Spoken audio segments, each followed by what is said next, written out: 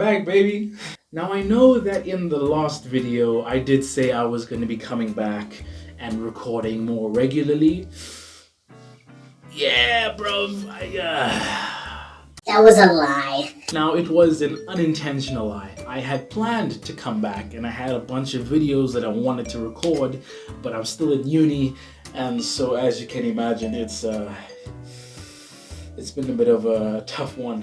But I'm in exams now and I thought this is the best time to not focus on school and start recording videos. So let's do it. Hello everyone, I am Swear and welcome back to my corner of the internet. Now it's been a minute since I've recorded one of these, but there was something that I've been watching that I realize is the thing that's gonna bring me out of retirement. And that, ladies and gentlemen, is HBO's new series, House of the Dragon. I was extremely apprehensive when the show got announced because, as everybody knows, Game of Thrones had a really shit ending. Sorry for the language, I know my family's watching, but for a lack of a better words, Game of Thrones had a really shit ending. And like most fans, Game of Thrones left a really sour taste in my mouth. So when they announced that they were going to be doing a prequel series, I wasn't necessarily interested, because of how badly it all ended the first time. It's like when you get out of a bad breakup with someone. Typically, you shouldn't go back and date that person again because it ended bad the first time, so who's to say it's going to be any different this time around? But even though I was apprehensive, I would be lying if I said I wasn't extremely intrigued to see what they were going to come up with in this series. I did a good job of keeping away from all the news of what it was going to be. I knew that it was a prequel series and I was like, okay, whatever. But I kind of stayed away from all information about it. I wasn't sure if I was going to watch it, number one, and if I did watch it, I wanted to kind of go in blind and just experience this prequel. This prequel series that was House of the Dragon, and I'm really thankful I did it that way. Now, for those of you who haven't seen the show or haven't read the book, there are going to be spoilers because I'm just going to be throwing stuff at the wall and seeing what sticks to make this video.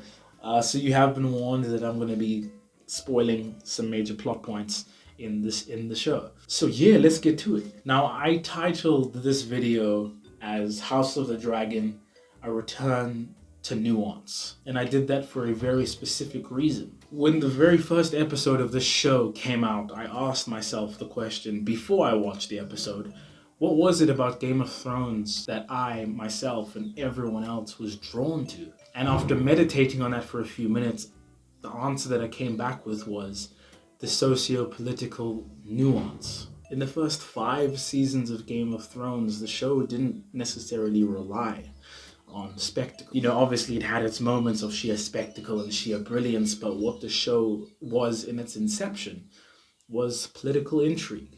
It was the subtleties and nuances of the social paradigm at the highest level. It was the exploration of actions and consequences and how one action can snowball into a series of unintended consequences.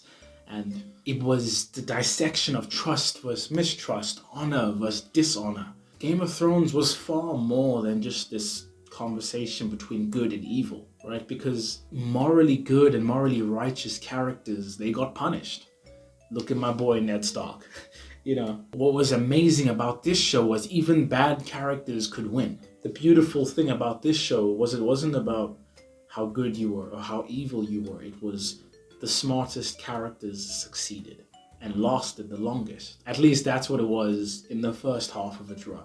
Season 6, 7, and 8, completely different story. There's tons of videos out there explaining how the show degenerated over time, and I'm not going to get into that today much. But I just wanted to provide a brief overview for what we all really found beautiful about Game of Thrones. And when House of the Dragon premiered and as the show progressed, I was very curious to see if this complexity in narrative translated from the original show into this prequel. And I'm really glad to say that it did. House of the Dragon is this complex chess match between a series of family members.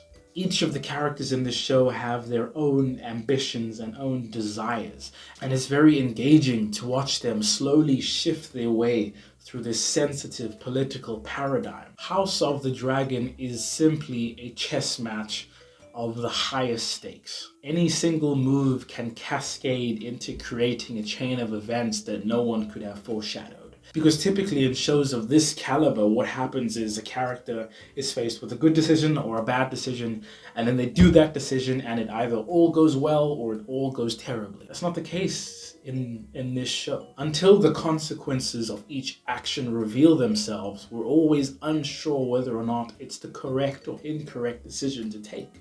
And that is what I want from my shows. I want complexity, especially a show like this. I'm looking for nuance. I'm looking for complexity. A beautiful thing about this kind of show is that almost all the characters are gray. There's no good, there's no bad. It's just people who are making correct or less correct decisions. And that to me is fantastic. You know, whether or not you side with the Greens, you know, House Hightower, or whether or not you side with the Blacks. Not the black people, although, you know, there are black people in this show, which is great, you know. I don't know why I said that, but okay. Whether you side with the Greens or whether you side with the Blacks, it doesn't matter because you can make arguments for both sides of the situation. And that's what I love to see. Even if the characters make morally questionable decisions, I like the fact that I can argue in their defense. I remember when something like Avengers Infinity War came out. Obviously, you know, Thanos is the bad guy, but I completely understand and I can sympathize with him in the reasons for why he's doing what he's doing. Yeah, of course, you know, killing half the universe, that's terrible. But it's the fact that I can understand and rationalize his line of logic, even though it's extremely terrible what he wants to do. Those stories to me have the most juice on the bone to grip onto. And so House of the Dragon isn't a show with tons of spectacle. Yes, obviously the cinematography, the sets, and the characters, they're all beautiful to look at. The show is immaculate, and it's almost perfect in terms of visuals. In that sense of the sphere, yes, the show is excellent and brilliant and knocks it out of the park.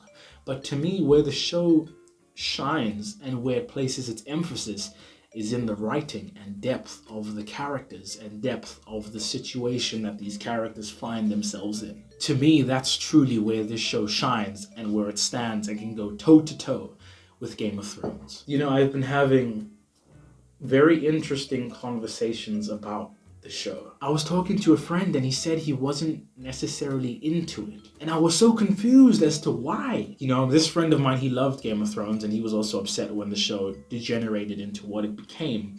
But I was so confused as to why he didn't like the show. And then he was talking to me and it clicked and I understood why it was that he didn't enjoy the show. And obviously what I'm about to say isn't necessarily the point that he was trying to make, but to me this reason makes sense as to why he didn't enjoy the show. This show is void of surface level shock value spectacle. Obviously there are shocking moments in this show, but the show is very much a slow burner. You need to wait and you need to really pay attention to find enjoyment of the show. You know, so much happens in the subtle glances and subtle looks.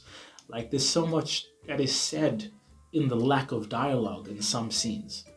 You know, in some scenes it's just the characters looking at one another. And so much is translated through those looks, and a lot of the times that's difficult for people to find enjoyment. You know, I feel like in this day and age, as cinema goers and as, you know, people who watch shows and stuff, we have very much become accustomed to being told things instead of shown. And to me, that is just the most incorrect way to do storytelling, right? Show me the conflict. Don't tell me that there is a conflict.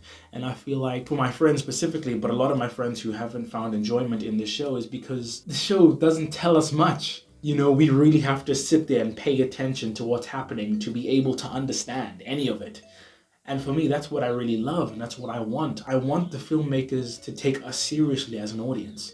I don't want them to dumb things down for us. I want to sit there myself and have to figure it all out. And if I can't figure it out, I want to go on Twitter after I've seen the show and look for someone to help me figure it out. You know what I mean? This is what happened with the last few seasons of Game of Thrones. The show became anything but showing. It just became tell, tell, tell. Spectacle, shock value. Immediate shock value. Unearned shock value. I suppose while in the moment, while watching the show, it was fulfilling and it was, oh my god, this is so wow. You know, in the long run, those unearned moments of gratification were detrimental to the enjoyment of the show. You know, there were so many unearned moments towards the second half of Game of Thrones.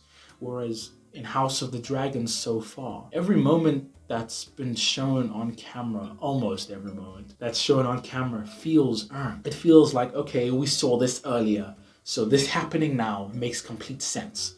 And although I didn't know it was going to happen this way, now that I've seen it happen this way, it just makes sense. You know, that's what I want. I want a show to just make sense. And just to touch on it again, the visuals, man, the show is beautiful. You know, the production value is just, I mean, obviously it's an HBO show, it's a Game of Thrones show, so you'd expect nothing but perfection in terms of the way it looks, but it truly is phenomenal. You know, and the acting